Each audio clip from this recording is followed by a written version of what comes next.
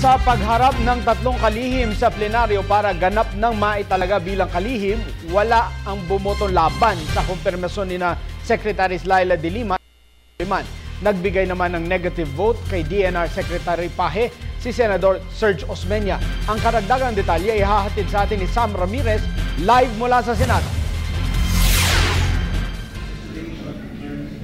Magandang gabi sa inyo, Attorney Mark. Sakto nga sa huling araw ng Kongreso bago sila magkaroon ng sine die adjournment ay nakumpirma ang sila DOJ Secretary Laila de Lima, DENR Secretary Ramon Paje, DSWD Secretary Dinky Soliman at sila COA Commissioners Heidi Mendoza at Jose Fabia. Kaninang hapon ay iprinisenta sila sa plenaryo para sa formal na pagkumpirma ng Commission on Appointments. Ang tumatayong chairperson ng CA ay si Senate President Franklin Drilon. Alam mo, Attorney Mark, hindi naging madali para sa mga opisyales na nakumpirma kanina ang na dahil sumailalim sila sa matinding pagsasalang pagdating dito sa committee level. Mapapanood natin sa mga previous reports dito sa Senate na marami ang naging katanungan ng mga mambabatas sa kanila bago irekomenda sila level. Pero kanina sa plenaryo ay kagaya nga ng iyong nabanggit, wala naman na nagpahayag ng kanilang objection maliban na lamang kay Senator Serge Osmeña III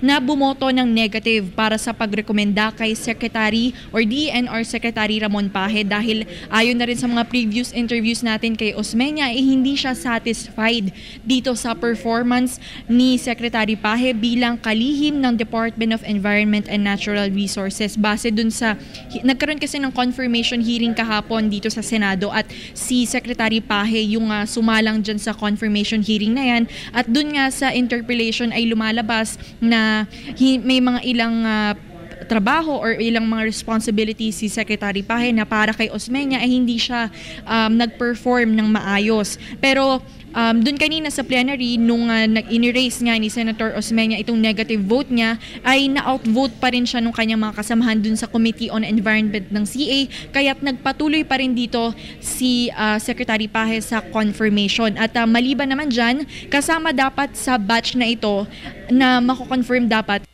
Secretary Jericho Petilla, pero ang Committee on Energy kasi ng CA na ang chairperson yan ay si Senator Serge Osmeña ay hindi siya ipinaschedule. Ito Attorney Mark, deliberately hindi siya ipinaschedule kasi base na rin sa mga previous interviews natin kay Senator Osmeña III ay hindi rin siya satisfied dito sa performance ni Energy Secretary Petilla, kaya't yung kanyang hindi raw pagpapaschedule kay Petilla ay isang mensahe para sa nasabing kalihim na magbitiw na lamang siya sa pwesto dahil nga hindi ganun kaganda ang kanyang performance ayon kay Osmeña.